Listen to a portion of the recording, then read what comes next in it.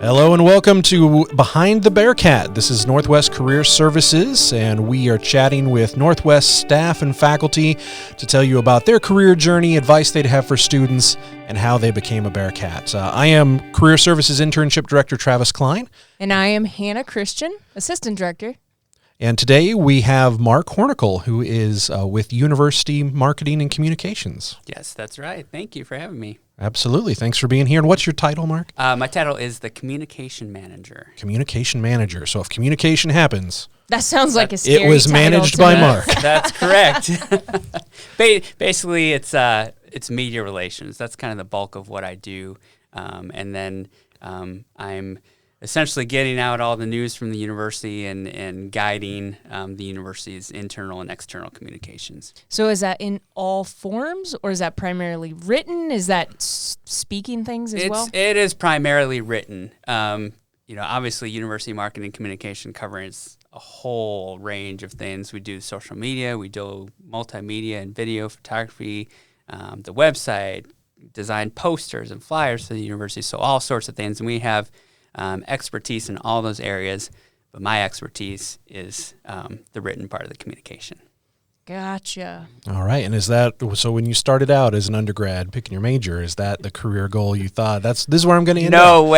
No way. So hold on. We have to start with my question though here. So before college, let's talk about, it's the first job question. So my definition of first job is always you got paid to do it.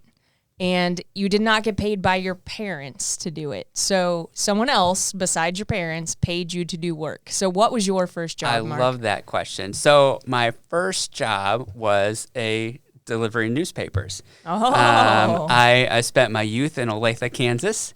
And so my first job was delivering the Olathe Daily News, getting up every morning. On your bicycle? Gosh, I don't know. Yep, I did.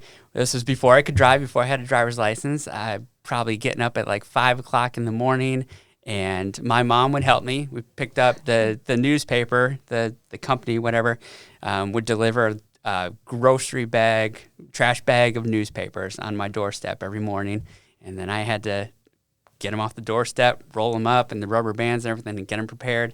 And I had a list of, I don't know, maybe 50 or 60 subscribers in my neighborhood. Get on my bike and cart them around and throw the papers onto the driveway. Some wanted them on their doorstep. Some were very particular, so I had to follow those directions. And honestly, I didn't do it for very long because, after a while, the early hours and the low pay, I was like, okay, this is not worth it. There are better things. I think I was growing up and realizing that there was more out there. But like I said, that was during my junior high years. And then what I consider my first real kind of big boy job, not professional job yet, but then I worked at a grocery store. I worked at Price Chopper, grocersing bags. Did you check? I did not check. No, I never got to check. I was just bagging groceries. Gotcha. And then I worked for my dad during summers. He worked at an LCD factory. And so that was an interesting experience. I could tell you lots of stories about that too. But did that through high school. But my real dream was always to be a newspaper writer. I wanted to be a sports writer, really. And you can ask more questions, but that's essentially what landed me at Northwest. Was I had dreams of being a sports writer. I wanted to be a journalist. So is that your degree? Yes. So my bachelor's degree is in journalism, and my minor is in English with a writing emphasis. Gotcha. Yeah. So as you were a student. Did you work for student media? I did, of course. And right. That was the big reason I came to Northwest. I was looking at other universities. I won't name it, but I was ready to go at another university, another big state school. And then I actually hooked up with a former high school classmate of mine who was here at Northwest. And he said, hey, at Northwest, you can get on the Missourian right away, your freshman year, and start working day one. You get your byline and start working on stories, and you're building your portfolio. And I was like, that sounds really great. And Northwest was kind of a distant second for me at the time. But the more I thought about it, talked to, my counselors and my family and everything, they really pushed me that this was probably the best opportunity for me. And so I went for it, and I wouldn't pass it up for the world. So like my friend had told me, I did get on the Missourian right away, fall of my freshman year.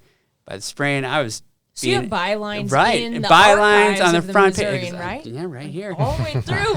Hornickel over there That's in the right. paper. Yeah, so I started out, and by the spring of my freshman year, I was a chief reporter. I was a paid student media employee.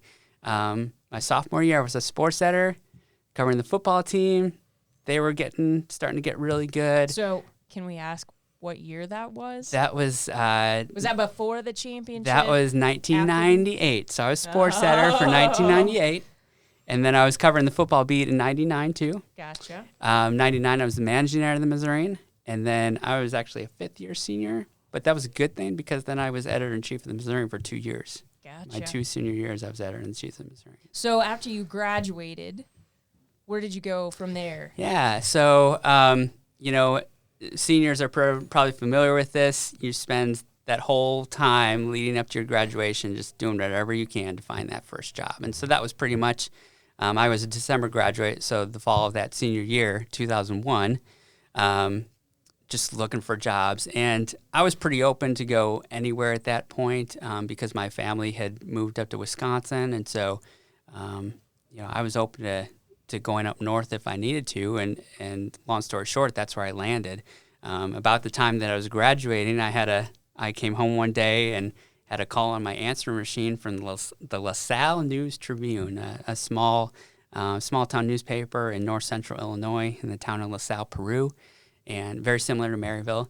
And they had a reporter opening. By this time, I'd kind of dropped the idea of being a sports reporter. I'd moved over to news and found that was because that's what kind of profession-based learning does, right? That's right. You think, I want to do this, Exactly. and then you do it, and then you're like, nope, that's not what I wanted to do. Yep. Right? So I learned about that. Also, just for a note, answering machine, that's what voicemail was Right. back there Good in point. 2001. Good point. Yep. So set up an interview, and I graduated from Northwest, and then I think it was that next week I was up there sitting down for an interview. You were like, boom, right there. Yep. Job. I'll never forget sitting in that conference room with the editors of the paper, and they're going over my resume and asking those questions about how I might fit in and what my skills are. And so what were your skills when you graduated? What were my skills? Gosh, this is Mark. What are Mark's skills? Obviously I built a pretty good portfolio being here at Northwest and working for student media. I was pretty proud of that. Did you have it on paper? Yes. Once again, this is before, so you put back in that on a day, website, right? now you put it on a website, but back in that day, I remember there was this company called Light Impressions that Travis is not in his head. I've heard of it before. Yeah. But there was this kind of group of us that we were all always looking at the Light Impressions catalog because they had all these really cool portfolio materials and binders and stuff that you could print your or put your news stories in, and then the pages that you designed. Right. It with you in that your was interview, it. Yep. Right? And then so then you could flip through this portfolio at your interview, and editors and publishers were really impressed with that. So that's what we used back in the day. In fact, I still have it. But I tell students here, even to this day, you don't have to have an online portfolio. Mm-hmm. It's still worth it if you have examples of your work to bring hard copies of your work with you. Absolutely. Well, especially in the newspaper world. I mean, newspapers are still being printed. Absolutely. Magazines, all that stuff. Yeah. So how long were you at that first job? That's a good question. I wasn't there very long. Really, for me, the job search never ended. I knew going in that it was a first job and it wasn't where I wanted to be for a long time. Don't get me wrong, I loved that experience. It was the greatest first experience, and like the Missourian, I would not trade it for the world. It was a small town newspaper. There were only 4 of us that were newspaper reporters covering this small cluster of towns. We each had our beats. We got experience covering school board meetings, city council, public safety, everything that happened in each one of this cluster of towns that we were assigned to, we were covering. And a lot of us were fresh out of college. And to this day, those guys are some of my best friends. We only spent, I was there not even a year before I moved on and got a job at a bigger paper, the Kenosha News in Kenosha, Wisconsin, right near Milwaukee and Chicago. It's a much larger city, 90,000 people, much larger subscription and reader base, and so it was quite a step up for me. But again, it was just that progression of experience that I built at the Missourian, and then getting some more experience in LaSalle, and then so then you got went to Kenosha. So were you also reporting there? Yeah. Was it also a reporter job? And just kind of in a bigger paper? Being in a bigger paper, so it's more of a niche. You're really focusing Gotcha. on your expertise then, whereas a small town paper, You're covering everything. And so by that time, like I said, I started as a sports reporter. That was my interest. But then as I grew and developed and kind of found my niche, I really took a liking to public safety and emergency reporting. And so Kenosha had an opening for a public safety reporter. And I, again, built up my portfolio in that area, covering some things that happened in LaSalle. And I was like, I could do this. I'm meant for this, So I applied, and sure enough, I got that job too, and was really happy there.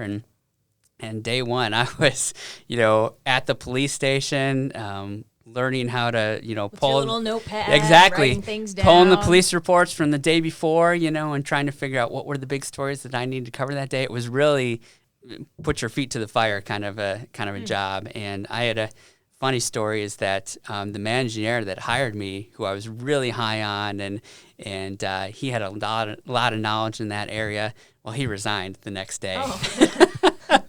I'm like, okay, so now I really have to learn on my own here. And I had a really good staff and people that were willing to work with me and really showed me the ropes.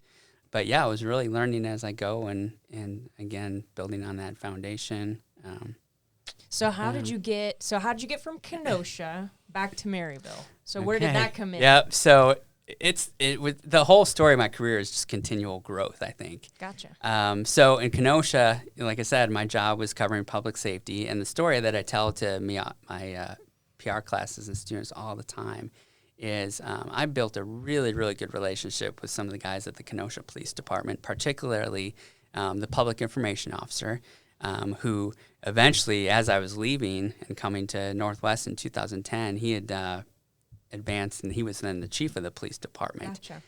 But he was the PIO, public information officer for the Kenosha Police Department, and so my job was to, every morning I'd go to the police station and I'd pick out this stack of reports that was about this thick, and have to page through them and figure out what was the big news of the day, what was the big crime that we needed to report or follow up on, and he would come in every day just to see how I was doing and ask questions and allow me to ask questions of him, and just have really good conversation. And that was just really meaningful to me because honestly, from I don't know how I think the lines have blurred now, but back then PR was kind of the dark side of journalism. Mm-hmm. Journalists did not go to PR, and if you did, like, man, why are you leaving journalism? What are you doing? But like I said, I think the lines have blurred with social media and all the technology innovations and things that we can do now. Communication is so intertwined. It's not us or them anymore. But anyway, so this PIO would come in and talk to me every day, and I really appreciated as a PR person the way that he interacted with me as the journalist, and was sharing information and just making sure that I got what I needed and was comfortable. And so progressed on through the years. I'd been in Kenosha for about over 7 years, and shout out to Jody Strow. I was sitting down at my computer one day, and I was just looking on Facebook, and she had posted, hey, journalists, if you're interested, there's an opening at Northwest for media relations specialist. Mm. And I saw that, and I thought, oh my gosh, and looked at the job description, and took it home and talked it over with my wife, and we decided it sounded like a perfect opportunity that I could not pass up. And so again, just reading the job description, and then kind of reflecting on everything that I learned, interacting with PR people and communication professionals and spokespersons through all the organizations and people that I'd followed in Kenosha, I felt like I was really comfortable with the skills that Northwest was asking for and could do that job. And again, so I interviewed. So you applied. They knighted you. They said, person, Mark, come work for us. We're giving you off for Come so on that down. was in 2010. So you've been yeah, here for so 9 I years? started back here in January 2010. Gotcha. Media relations specialist at the time. My responsibilities have evolved through the years, and So what does now a the typical communication day manager. look like for you now? Typical day, every day is different. That's a commonality. Yeah. That is a very common theme, yes. So we don't do anything the same from one day to the No. other. And that's one of the things I love about my job too. Is like I say, every day is an adventure. You never know what's going to come up. It was that way when I was working newspapers too, especially in public safety. You never know what news is going to break that day.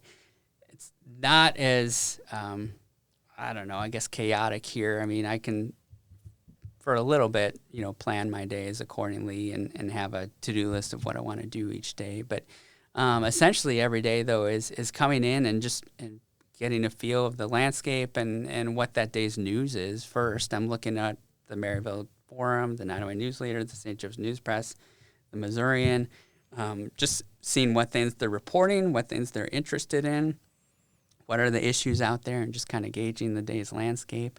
And then it's really just getting to work on that day's news and trying to communicate with our stakeholders. Are you writing news articles? Yeah. Are you on the phone with people? A little bit of both, and a lot of email too. Gotcha. I'm really just trying to gather information and news and a sense of what's happening at the university, and then trying to kind of share that with our stakeholders and with the community. We have great faculty and staff here that are really good about wanting to share what's going on in their departments, and so they're calling me or emailing me with, hey, this student's got a really neat internship. We should feature them. Or, hey, we've got this visiting artist coming in, and it'd be a really neat story to showcase, what we talk about, the profession-based learning at Northwest. And, Gotcha. So they're constantly feeding me that information, and then I'm just trying to do with it what I can, whether it's writing a news release, whether it's sharing it on social media, sharing it with Todd and his staff to photograph and get video. Any way we can share a story, we're using all our resources. And it all came from that connection with the professor that you had here to be here at all. Exactly. Yeah. I mean, I count Jody and Laura Widmer and those faculty that I had, and helping me grow at Northwest were so important. Just building relationships. So if I'm a junior or senior media person, I guess, or maybe even not, do you have any tips or tricks or something that you have found to be helpful? Like if I'm looking for a job now, if I'm a college student back where you were in, 2001, in fall semester of 2001, right? What's your tips or tricks that you would have for a student? Yeah. If you were in their shoes again. Well, one of the first things I tell PR students is find your passion. I think there's this tendency for, I don't know, the PR students, the marketing students, they have this idea of maybe they got to find the big agency to work at, work at a PR agency. That's kind of the cliche thing to do. But first of all, just find your passion. What fields are you interested in? Because what I always tell them is there's a communication job in every field you can think of, whether it's the entertainment industry or healthcare or parks and recreation or city government. You can find a communications job anywhere. I think the first thing is just to get a job and get your foot in the door. And like I've done, just build your skills and grow. And then eventually you can advance and find a job that, fits you, that right? really fits you. You And have the skills, but yeah. you also have that connection. Exactly. So that's always my first tip, is just to find your passion and grow from there. Gotcha. Yeah. Is there anything, if you were going through it again, that you would do differently? Like if you were back in your undergrad days again, that you wish you would have done now? I wish I would have maybe taken some more communication or PR classes. I made that comment earlier about you were how hardcore journalist. Yeah, I was right? hardcore journalist. I thought I was journalist for life. But now as I look back at the skills that I have or developed now, I do wish I would have had some of those PR classes, marketing and management type of classes. NACTIV, the experience that students have now with NACTIV is just amazing. I wish I would have had some of those experiences or opportunities later. Another thing is SAC, too, the Student Activities Council, and the events and the activities and things that they do for the university. We didn't have that back in my day either. Awesome. Yeah. Well, thank you, Mark. You're welcome. Absolutely. Thanks again for having me. All right. Well, that is Behind the Bearcat. Join us again next time. Thank you.